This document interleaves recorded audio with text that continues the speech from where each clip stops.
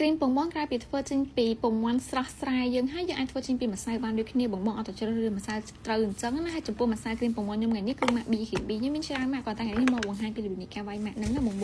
យើងបើកថងមកគឺឃើញជាមួយសាច់ម្សៅពងមាន់ហើយចំពោះស្ពីនេះគឺខ្ញុំដាក់ចូលទៅមុននឹងទេអត់មានថែមក្នុងហ្នឹងណាបងតោះឥឡូវមកមើលទាំងអស់គ្នារបៀបនៃការវាយគឺយើងមាន cream ពងមាន់ចំនួន2ស្លាបព្រាកន្លះរាល់ដែលសភាបែបហ្នឹងណាបង2ស្លាបព្រាកន្លះយើងថែមជាមួយនឹង topping cream ខ្ញុំប្រើ topping cream 30 ml ម៉ាក់នេះបងម៉ាក់ហ្នឹងគឺអត់ផ្អែមនៅពេលយើងយក topping នេះផ្អែមធ្វើឲ្យប៉ះពាល់ជាមួយនឹងរសជាតិរបស់ cream ពងមាន់យើងធ្វើឲ្យតែលាន់ពេកឬក៏ផ្អែមពេកអីចឹងទៅ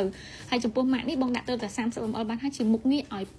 ខាប់បងបើយើងដាក់ cream ចូលទេគឺយើងវាយអត់ឡើងទេបន្ទាប់មកយើងបន្ថែមជាមួយទឹកដោះគោស្រស់50 ml ចូលទៅអញ្ចឹងគ្រឿងផ្សំគឺមាន3ម្សៅ2ស្លាបព្រាកន្លះ topping cream 30 ml ជាមួយទឹកដោះគោស្រស់ត្រជាក់50 ml បន្ទាប់មកបងធ្វើការកូរដោយម៉ាស៊ីនបែបហ្នឹងណាបងម៉ាស៊ីនកូរដៃវាយសាកថ្មយើងហ្នឹងតាមសន្ទុះទៅគឺបែបហ្នឹងគឺបងអាចធ្វើដាក់ចូលជាមួយនឹងភេទជាក់បានឥឡូវគេដាក់ជាមួយនឹង matcha ទៀតណា cream ពងមាន់ហ្នឹងប៉ុន្តែខ្ញុំដាក់ជាមួយនឹង coffee fin ហើយ coffee គឺខ្ញុំឆុងរួចរាល់ហើយបងមើលតែជាតិពណ៌អីគឺ